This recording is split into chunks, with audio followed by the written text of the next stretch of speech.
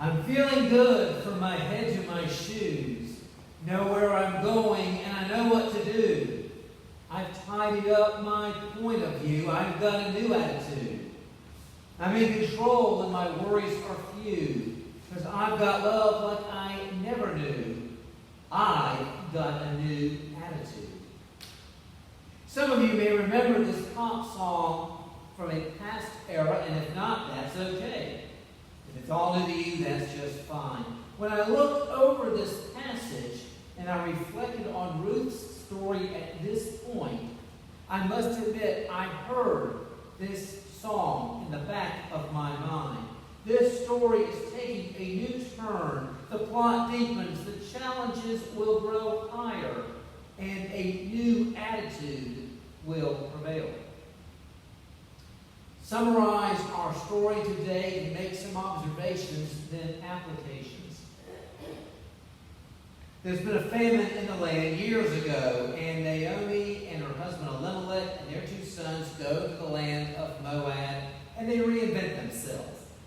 Again, you can all relate to times that we have been pushed back, and we have had to reinvent. Sometimes larger, stronger, bigger reinventions than others. And so they go there, and the sons marry, and Elimelech dies. And the sons die without any children. And one daughter-in-law, Naomi invites both daughters-in-law to go back to their families, and one, after some discussion, decides to do just that. Ruth goes with her and Naomi, and they go back to the village of Bethlehem, which is native to Naomi. If chapter 1 is the bottom drops out and it is hopeless. Last week we saw Ruth take an opportunity, and I'm going to invent a word, hope-able. If it was hopeless, now it's hope-able, able to hope. This week we will see that they are hopeful. Naomi reminds Ruth that Boaz is a relative, part of the extended family network. I'm going to say somewhere beyond second cousin to Elimelech. Now, Naomi is speaking to Ruth, and she says, as we would say back in Watauga County, get stuff all done up. Perfume, best dress, and go to the threshing floor. He will be working, so just lay low and let him eat and drink after work. And when he falls asleep, he's laying down there, just be there, and when he awakes, speak to him and he will know what to do. And so it all goes to plan. He's been working, he drinks, he eats, he goes to sleep, and then she is there and he wakes up. He says at first, who are you? Now he has interacted with Ruth, but how often have you fallen asleep, even in your own bed, and particularly after a night of interesting dreams, you wake up and go, now where exactly am I? Now I've had that moment to say, okay, I'm in Texas. Okay, that's where I am. Okay, I'm in our bedroom, and the bed is here, and I need to get up on the left side. You know, that kind of thing. Maybe you've had moments like that. Maybe it's just me. So anyway, he says, who are you? And reminds us Ruth. And she reminds him, lets him know, if he didn't already know, that he is the close relative and responsible for taking care of her, and asks him to marry her. Now Boaz is touched. Ruth could have gone after a young man, but she sought out someone who was older, a May-December relationship. However, there is a glitch. Boaz is actually not next in line to Elimelech's whatever inheritances, lands that he would have back in Bethlehem. Again, it's pretty settled now with the succession in Britain. It'll go from Elizabeth to Prince Charles to Prince William to Prince George, and then the line goes to Princess Charlotte and Prince Louis after that. And then on to Prince Harry's family. It's pretty settled out, but at times it's not always been as settled. Someone might have a stronger claim. Actually, Queen Elizabeth initially was considered the heir presumptive. But what if her mother had another child and it was a boy? That claim would have trumped hers, topped hers. And so other situations, they're not always sure who the next of kin is. And there is actually someone else in the community. He says, I will take responsibility, speak with him, and if he does the job, so be it. That's what the Lord wills. But otherwise, I'd be happy to do this. And she leaves discreetly in the morning with 50 pounds of barley as a gift. Now, a few observations with this story. One thing I could not help but notice the change in Naomi. In chapter 1, she's saying, don't call me Naomi, which means pleasant. Call me Mara, which means bitter. She is angry, and justifiably so. And she's gone from embracing the options that Ruth has pursued to now saying, yes, let's take advantage of them. Naomi has her own new attitude, a change in her outlook. And interesting to see Ruth at work in this story. Now, I've heard Ruth chapter 3 presented all the way from a very G-rated to an R-rated version. Now, I don't think it was quite as Disney-esque as Ruth saying, someday my prince will come, someday we'll meet again, and in a way to his castle we'll go, to be happy forever, I know, like Snow White. I don't think it was quite like that. On the other hand, I don't think she was singing the minute you walked in the joint. I could tell you were a man of distinction, a real big spender, good-looking, so refined. Say, wouldn't you like to know what's going on in my mind? So let me get right to the point. Hey, big spender, spend a little time with me. I don't think it was that either. I think it was somewhere in between, maybe a combination thereof. What she does is she calls him to step up for his responsibility. And to realize in all of that there is affection. And she leaves it in his hands. Ruth has actually not had a victim attitude throughout the story. She initiated with Naomi with the leaning. She initiated now following up with Boaz. But we see her also taking increasing charge of her situation. This is called the book of Ruth, the story of Ruth, but it's very much the story of Naomi, as I said earlier. And we've seen her shift in an attitude that's angry and bitter. Don't call me pleasant, call me bitter. To saying, okay, he is the next of kin, and here is an action that he needs to do. We have seen her take charge as well and change her attitude to go from being a victim to saying, hey, let's make a plan.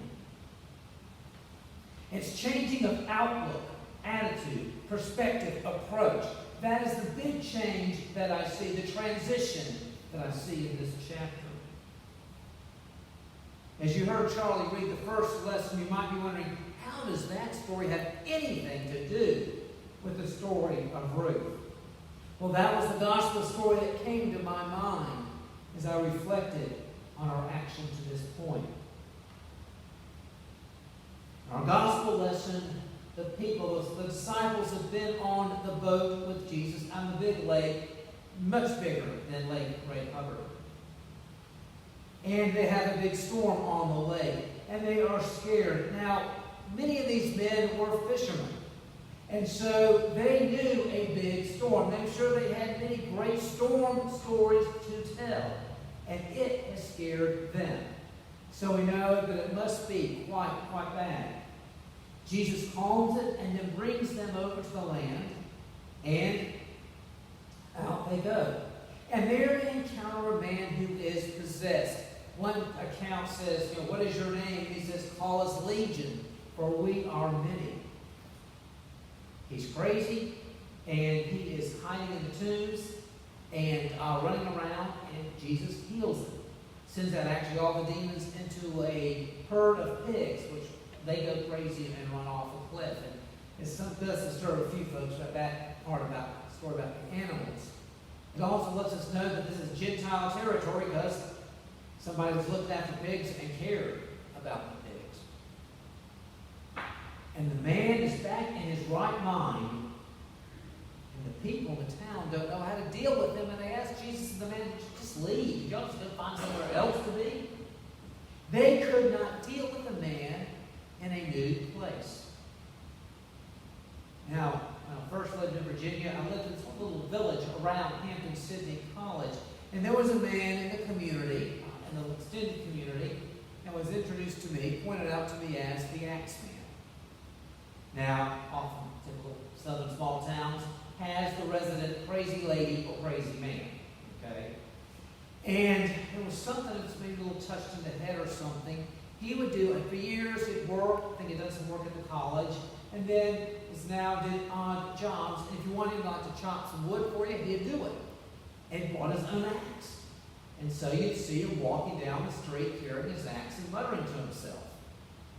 Now, I never heard of him ever doing anything fearful. I mean, he used it for the job that it was intended. Or if he had something else for him to do, he just put it down.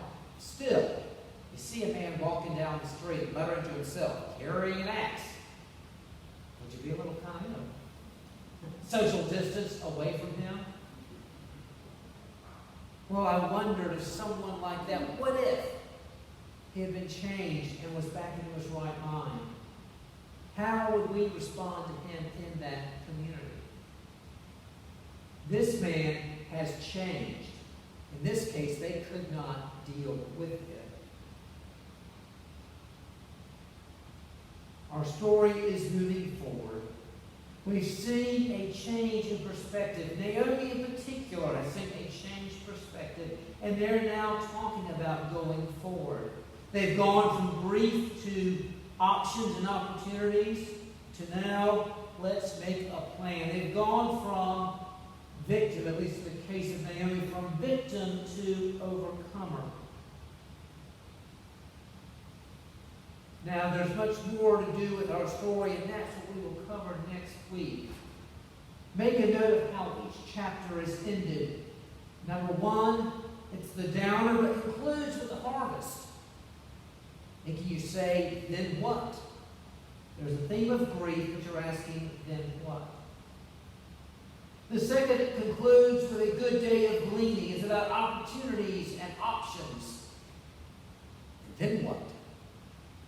And today concludes with we have a plan about taking the initiative, not playing the victim. And then what? We will see next week. Last night, my family and I had the opportunity to go to the Mesquite Rodeo. Now, one rider, he did not make 8. I don't think he even made 2. Okay? Bless his heart. And the announcer said, well, sometimes you are a windshield, and sometimes you're the bug. And I think all of us can point out times when we have been the windshield, and sometimes we have been the bug. It matters how we see ourselves. What is our attitude? It's easy to stay in the grief stage and to see ourselves as victims. And in this journey, and I cannot even begin to tell you where we are in the story of the great pandemic of 2020, we can easily still be in chapter 1, just a different paragraph. It's a time of grief and bitterness and anger. Things have not worked out and happened as I wish. And these are the losses that I have faced. And for a season, it's actually healthy to stay there. But at a certain point, we need to look for options. And at a certain point, we need to make a plan. And at some point, that will be the task for all of us here, for this session, for the Board of Deacons, and for this church going forward.